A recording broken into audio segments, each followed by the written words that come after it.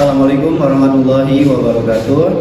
Kami dari kelompok 2 akan mempresentasikan hasil kerja dari kelompok kami, yaitu menganalisis dan perancangan aplikasi informasi kesehatan ibu dan anak berbasis Android. Perkenalkan, saya Dani Saiful Ansori dengan NIM C1AA 21031. Saya Silmi Desliani dengan NIM C1AA 21417.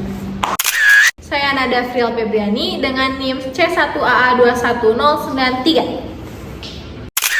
Saya dengan Dini Amalia Putri dengan NIM C1AA 21096. Perkenalkan, saya Nasifa Suristina dengan NIM C1AA 21099. Perkenalkan, nama saya Rosa Diantika dengan NIM C1AA 21132. Perkenalkan, saya Sonia Ramadhaniati dengan NIM C1AA 21162. Perkenalkan, nama saya Nurunisa dengan NIM C1AA 21105. Saya Zipa Nur Fitriani dengan NIM C1AA 21168. Saya Sasha Disya Jagira dengan NIM C1AA 21138. Saat ini laju pertumbuhan informasi sangat cepat, sementara teknologi elektronik semakin maju. Oleh karena itu, manusia harus mampu beradaptasi dengan kemajuan teknologi agar tidak tertinggal dalam era globalisasi yang sedang berlangsung. Di era komputerisasi ini, teknologi informasi terutama komputer dan smartphone telah berkembang pesat dan menjadi bagian tak terpisahkan dari kehidupan masyarakat. Kini, komputer tidak hanya digunakan oleh programmer, tetapi juga oleh masyarakat umum. Perkembangan teknologi ini seringkali menimbulkan istilah-istilah baru yang kadang sulit dipahami oleh pengguna komputer biasa. Meskipun banyak buku mengenai kesehatan ibu dan anak yang beredar, buku-buku tersebut seringkali menyulitkan karena pengguna harus mencari arti istilah komputer secara manual. Selain itu, buku-buku tersebut tidak dapat mengikuti perkembangan teknologi yang terus berubah. Namun, dengan teknologi komputer, informasi dapat berkembang dengan sangat cepat. Selanjutnya, mengenai landasan teori, yang pertama ada mengenai perkembangan anak. Perkembangan motorik adalah proses tumbuh kembang kemampuan gerak seorang anak. Pada dasarnya, perkembangan ini berkembang sejalan dengan kematangan saraf dan otot anak, sehingga setiap gerakan sesederhana apapun adalah merupakan hasil pola interaksi yang kompleks dari berbagai bagian dan sistem dalam tubuh yang dikontrol oleh otak. Yang kedua, dari landasan teori ada imunisasi. Pemberian vaksin merupakan upaya preventif untuk mencegah beberapa penyakit infeksi berat yang dapat menimbulkan kematian atau kecacatan. Mencegah penyebaran penyakit sehingga suatu saat penyakit tersebut terbasmi. Berikut adalah 5 imunisasi dasar yang wajib diberikan sejak bayi. Yang pertama ada imunisasi BCG, Bacillus Calmette-Guerin, sekali untuk mencegah penyakit tuberkulosis. Yang kedua ada imunisasi hepatitis B, sekali untuk mencegah penyakit hepatitis B yang ditularkan dari ibu ke bayi saat persalinan. Yang ketiga ada imunisasi DPT HB3, kali untuk mencegah penyakit difteri. Selanjutnya ada imunisasi polio untuk memberikan kekebalan terhadap penyakit polio. Imunisasi polio ini diberikan 4 kali dengan jelang waktu jarak 4 minggu. Selanjutnya ada yang terakhir, imunisasi campak untuk mencegah penyakit campak. Imunisasi campak ini diberikan saat bayi berumur 9 bulan, 12 bulan, dan 15 bulan. Nah, selanjutnya ada analisis SWOT. S-nya itu adalah strength, yang dimana memudahkan user untuk mengetahui bagaimana perkembangan bayi dari lahir, saat lahir sampai usia 5 tahun. Lalu aplikasi ini juga memiliki fitur pengingat untuk melakukan imunisasi, dan juga aplikasi ini dapat menjadwalkan bayi untuk mendapatkan imunisasi di waktu yang tepat yang sudah ditentukan. Lalu dapat memberikan informasi tentang bagaimana perkembangan atau kondisi bayi dengan menggunakan fitur KMS atau Kartu Menuju Sehat. Nah, memberikan informasi juga untuk kesehatan ibu yang sedang hamil atau untuk kesehatan janin yang sedang dikandung. Lalu W-nya itu Wakeness, yang dimana aplikasi ini hanya dapat menampilkan batasan masalah yang sudah ditentukan. Juga untuk grafik perkembangan bayi masih menggunakan gambar statis. Juga aplikasi ini harus online. Dan juga O-nya itu opportunities. Dengan yang terjadi saat ini, angka kelahiran lebih besar dari kematian. Tentu saja aplikasi ini akan banyak digunakan oleh user. Di zaman yang modern ini, perkembangan teknologi yang sangat cepat, khususnya smartphone, aplikasi ini akan memudahkan para user untuk mencari bagaimana perkembangan bayi mereka.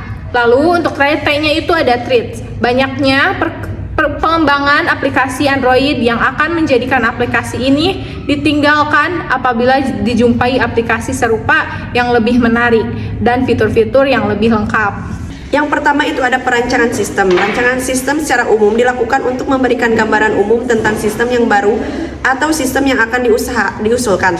Yang kedua itu perancangan konsep. Sistem aplikasi informasi kesehatan ibu dan anak ini mampu memberikan informasi tentang bagaimana perkembangan bayi dari lahir sampai usia 5 tahun. Dan aplikasi ini juga menangani permasalahan atau memberikan saran untuk perkembangan bayi sehingga bayi akan mendapatkan imunisasi sesuai dengan usia atau umur yang ditentukan. Setelah itu, pengguna atau orang tua dapat melihat bagaimana perkembangan bayi melalui menu KMS atau Kartu Menuju Sehat. Dengan catatan, penggunaan atau orang tua harus terlebih dahulu untuk ibu yang sedang hamil dapat melihat informasi kesehatan melalui KMS tersebut. Fungsi dari sistem kesehatan ibu dan anak ini memiliki tugas dan fungsi. Yang pertama, mengolah data kategori, lalu mengolah data informasi, kemudian mengolah data jadwal imunisasi, kemudian mengolah data KMS, lalu mengolah data info kesehatan, dan mengolah data user. Yang mana ini tuh akan diolah apabila pengguna atau ibu sudah login ke dalam aplikasi tersebut. Baik, yang berikutnya yaitu ada diagram kelas diagram. Yang pertama ada menu utama. Di menu utama terdiri dari masuk dan daftar. Lalu setelah masuk atau login terdapat info kesehatan.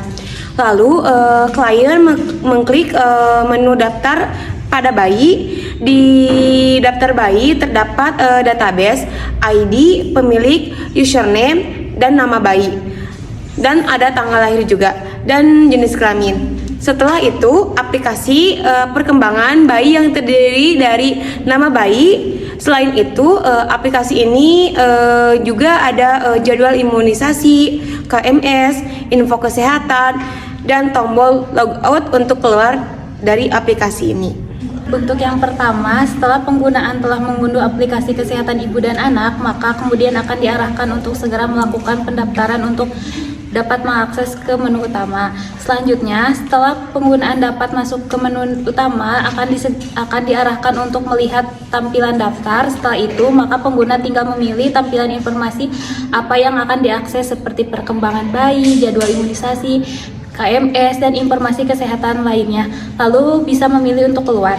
Nah, waktu pertama buka aplikasi, kita akan menemukan fitur daftar di mana fitur daftar ini digunakan jika belum mempunyai akun untuk mendapatkan akses aplikasi. Jadi, kita harus mendaftarkan terlebih dahulu. Nah, untuk pendaftarannya kita bisa melakukan pendataannya. Setelah melakukan pendataan, maka akun tersebut akan dinyatakan berhasil.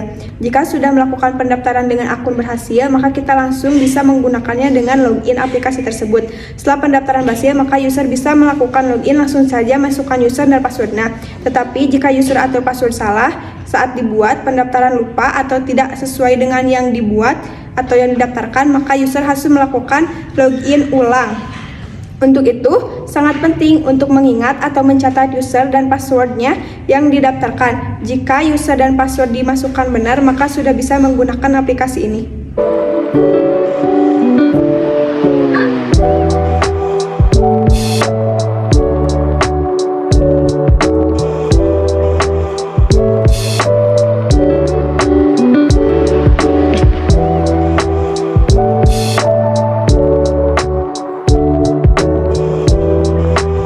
Adapun kesimpulan yang diperoleh dari perancangan dan pembuatan aplikasi informasi kesehatan ibu dan anak ini, yaitu untuk merancang sebuah aplikasi informasi kesehatan ibu dan anak berbasis Android, dilakukan langkah-langkah sebagai berikut. Yang pertama, mengumpulkan informasi-informasi yang diperlukan untuk aplikasi. Yang kedua, rancangan-rancangan untuk interface aplikasi informasi kesehatan ibu dan anak berbasis Android. Dan yang terakhir, membuat aplikasi dengan pemrograman Java dan PHP dan membuat atau menghubungkan database pada localhost dan database pada Android atau SQLite.